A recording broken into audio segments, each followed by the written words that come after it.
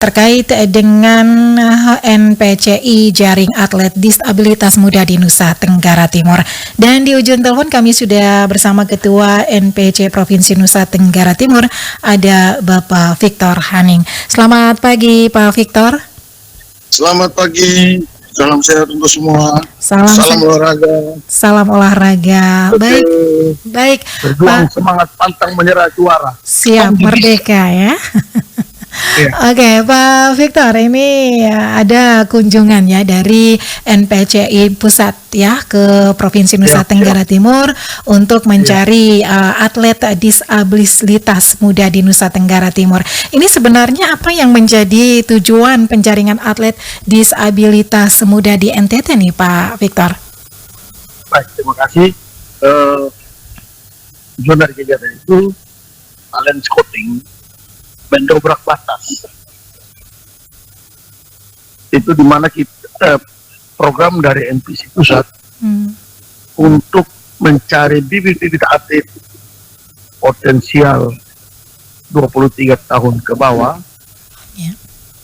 untuk dipersiapkan agar ke depan itu atlet-atlet ini bisa menjadi pelapis untuk atlet-atlet senior. Karena perlu kita ketahui bahwa negara-negara pesaing kita seperti di Thailand, Vietnam sudah mempunyai pelapis atlet yang sangat luar biasa. Untuk itu, NPC Pusat melihat bahwa ini sangat penting untuk bagaimana kita mencari atlet pelapis agar di kemudian hari atlet-atlet itu bisa berprestasi baik, menggantikan para senior masa-masa sekarang.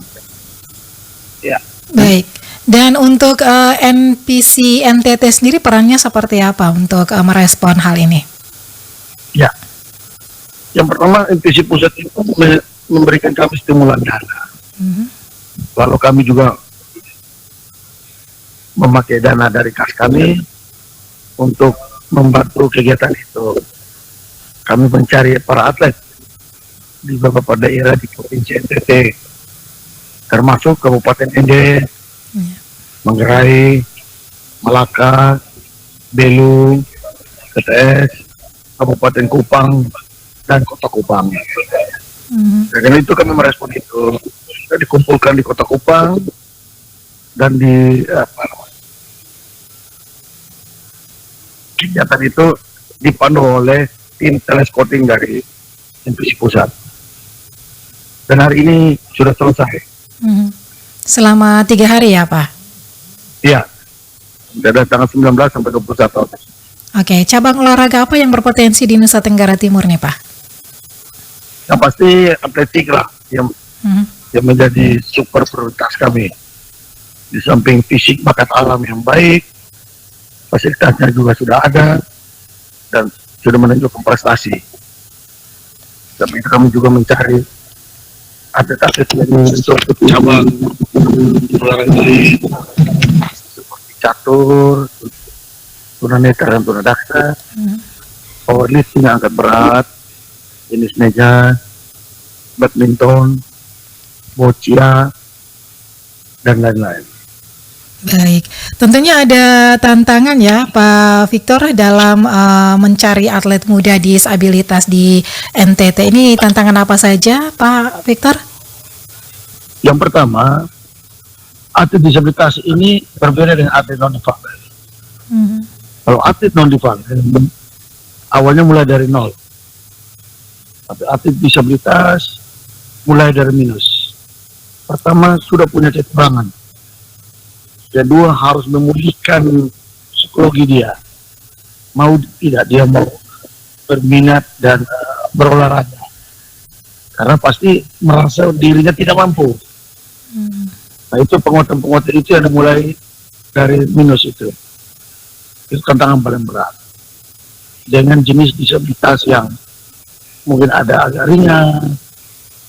Tapi kalau sedang dan berat, itu butuh perjuangan yang sangat baik, dorongan dari orang tua, dari keluarga, pihak sekolah, dan berbagai pihak yang Itulah tantangan kami sebenarnya. Baik, Pak Victor, dari penjaringan yang sudah dilakukan NPC dari pusat ini ditemukan untuk para atlet di NTT ini siapa-siapa saja nih, bisa diinformasikan, Pak? Dari 61 atlet yang sudah dijaring, itu menjadi catatan dibawa ke pusat. Mereka nanti akan berdiskusi di sana, siapa-siapa saja yang akan menjadi pelapis pertama, itu langsung dibawa ke Solo. Baik. Itu trainingnya di pusat.